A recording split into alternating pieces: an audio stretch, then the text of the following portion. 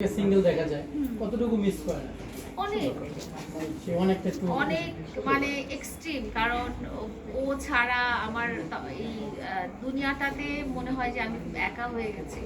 অনেক খারাপ লাগে সবখানেই। যেমন আমি এখানে বসে আছি, আমি ফিল করছি যে ও যদি আশেপাশে থাকতো এতক্ষণে দুষ্টামি করে একদম আপনাদেরকে হইচই করে একটা অবস্থা করে ফেলতো, এত চুপচাপ থাকতো না। আচ্ছা, ভবিষ্যতে কি নতুন কারোর সাথে এড হওয়ার সম্ভাবনা? ওরা তো নাই করছে। আমি একটা প্রশ্ন করি, অফ কোর্স অনেক হয়ে গেছে। দিন রাত মিলে মামুনকে কোন সময়টা বেশি মিস করে? প্রতিটা সময়, কারণ আমি যখন থাকতাম না ওর সাথে, হ্যাঁ, তখনও দেখা যেত যে ভিডিও কলে আমি ওকে দেখছি। তো আমার কাছে আমি অনেক মিস করি এই জিনিসটা, আপনারা নিশ্চয়ই বুঝতে পেরেছেন। তাহলে জেলে পাঠিয়েছেন? জেলে তো আমি পাঠাবো কেন?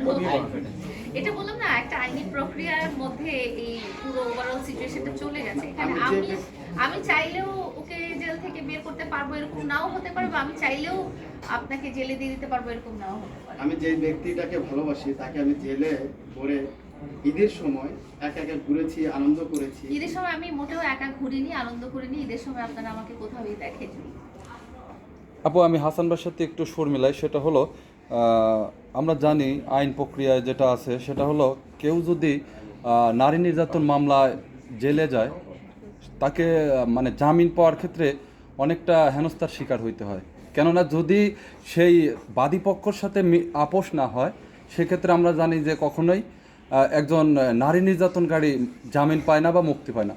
তো সেক্ষেত্রে আমরা বারবারই যেটা আপনার কাছে জানতে চাই সেটা হলো, আপনি এ ধরনের কোনো ওর সহযোগিতা ছিল কিনা, যে আপনি তার থেকে? প্রশ্ন বড় হয়ে গেছে।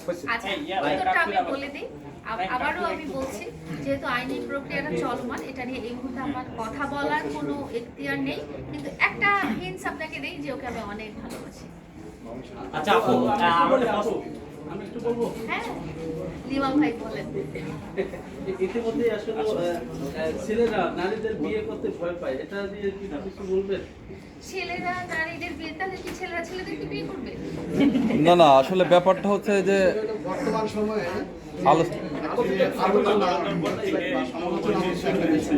জুনিয়র সাকিবের কথা হয়তো বলছে, জুনিয়র সাকিবের সেই বিষয়টা আপনি কি দেখেছেন কিনা, বা আপনার কাছে কেমন লাগে, বা আপনি কিভাবে দেখছেন এই বিষয়টা? আচ্ছা, প্রথমত এই মানে এক্স্যাক্টলি এই দুটো পার্সনকে নিয়ে আমি কিছু বলবো না, কারণ ওনাদের ভিতরে আসলে রিয়ালিটি অ্যান্ড কি হয়েছে সেটা আমাদের জানার কথা না। আমি যেটা বলতে চাই একটা মানুষ হিসেবে, সেটা হচ্ছে যে একটা মানুষ হিসেবে কোনো মানুষকে ফিজিক্যালি অ্যাসল্ট করা ঠিক না, সেটা ছেলে হোক মেয়ে হোক।